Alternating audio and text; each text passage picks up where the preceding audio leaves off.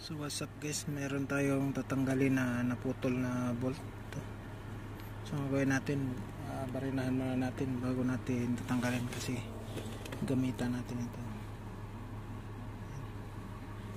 Pag maano na yan, mabutas na yan, ito yung gagamitin natin para pagtanggal.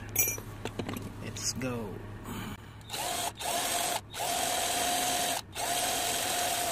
So yan na guys, mabutasan na natin, saka natin ipasok ito. Yan, saka ikutin natin.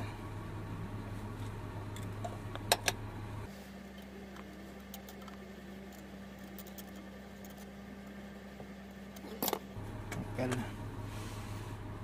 Yan, yan lang kadali magtanggal ng putol na bolt.